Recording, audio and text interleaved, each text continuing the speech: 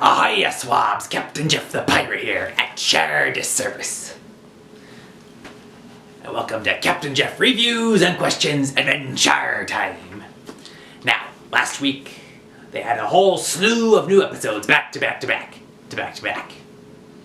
Alright, so for the next few episodes, I will be doing Adventure Time. Except for the last one, then after that it'll be back to normal. Alright. Now I gotta warn you, I waited a little bit to be doing these, so if you haven't watched them yet, I suggest you watch all of them. Because there'll be some spoilers here and there, especially for the final episode. And with that being said, let's get to this review.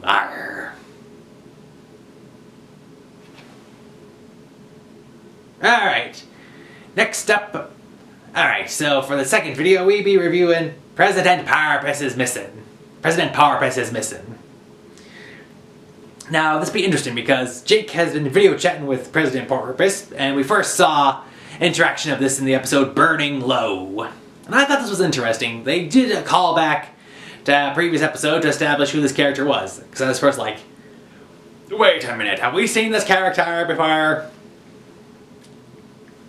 So let's see. He could also be the one up from, I also thought that this Porpoise may be the same one we saw from like way back in the first season with the Crying Mountain and those tough Viking people things that inadvertently falls in love with Jake. Anyway, moving on. Let's see.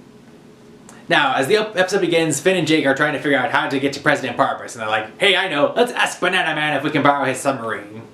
Now, I'm not 100% sure on this, but I don't think it was ever stated in-universe that Banana Man has had a submarine. So what, is he like the plot device, go-to guy thing for this? Incidentally, he's actually in the house. He figures he gets lonely sometimes and just wants to hang out with them. So, I still don't get this. Look, his appearance in the Catalyst Comet episode with Argalarg at the end and all that was just like weird Deus Ex Machina thing.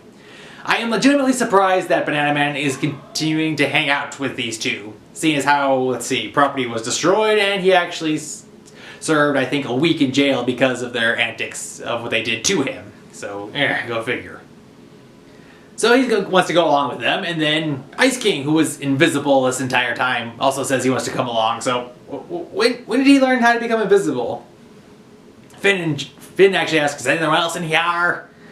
To which no one responds, and they leave. But then Starchy, Marceline, Princess Bubblegum, and like some of the ours. So what, does the entire kingdom just randomly hang out in Finn and Jake's house all day and only come out when they're not around? It's a little weird. Let's see, now they did eventually ditch the Ice King, and Bimo helped with that, and I'm glad because, here's what. When they get inside the submarine, I was thinking, wait a minute, what about Finn's... Oh wait, that's right, he got rid of his fear of the ocean when he was doing Billy's bucket list. Before it led to the whole cosmic jail thing. So I kind of like how they remembered to keep his fear in check, but now, when did Jake get claustrophobic? Has this happened before? Have I missed this? Or is this something new for this episode? Let's see. Now, let's see, during this episode, there's the segments where Bimo and Ice King are hanging out, and there's some segments in the main story where they have like a tribute to the Yellow Submarine. I think it's pretty interesting they do that. So they go to this food cart. It's a sunken mall, and there's a food cart, and that's where the fish cart is. And there's even like a sushi counter in the background. Oh, these people. Now, the good thing is, like, while Finn and Jake are just yakking it up with the fish people, there's a fish woman thing that actually be flirting a bit with the Banana Man. So let's see. Which makes me wonder, what happened to the female banana guard? Did that work out, or did that fall through? What's going on there? Let's see. Now, by the end of this episode, he didn't really... I wouldn't say he got the short end of the stick, so I'm glad because... So let's see, he's gotten worked over twice. He came out on top this episode, and I guess for saving Jake from space that he came out twice, so it balances out. Now, here's the thing. The President Porpoise, he wasn't missing. He was on vacation. So, seriously, no one in the entire Undersea Kingdom could figure this out. And of course, once again, Finn and Jake unlawfully assault and battery someone who didn't deserve it, or whatever. Yeah, and somehow they have no repercussions for their there's no consequences for their actions or repercussions. Arr.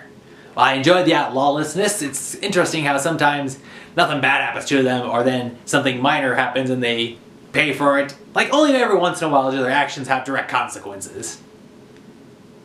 Let's see. Now, at the end, the Banana Man was hanging out with the Fish Woman, and Finn and Jake were trying to figure out how they'd get back to the surface. Which kind of raises that question too.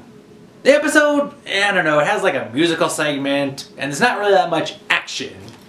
And of course all the people in the house thing is making me question what's going on. Yeah, this episode, it was alright, but this is one of the things. I don't like it when they do these, I sometimes don't like it when they do these week-long marathons because 4 of the episodes are good, and then like the 5th episode, somewhere in there, it's like the weakest one. You kind of see this.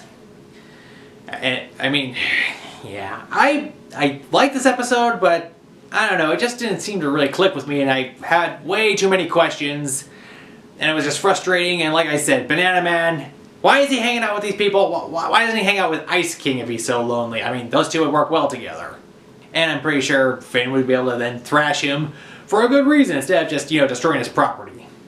I was thinking way too much about this, so I give President Porpoise is Missing, I give it 2 mid-thumbs. It ain't the best thing I've ever seen, and it ain't the worst thing I've ever seen. But, I guess compared to Summer Showers, yeah, this is definitely a mid-thumber. As for a mid-thumber, but not the summer. Alright, that's all I got. Sorry about that, folks. Well, that's all the time we have for this episode. Until next time, thank you for watching Captain Jeff Review and Question Adventure Time. Until next time, thank you as always, and as always, arrgh.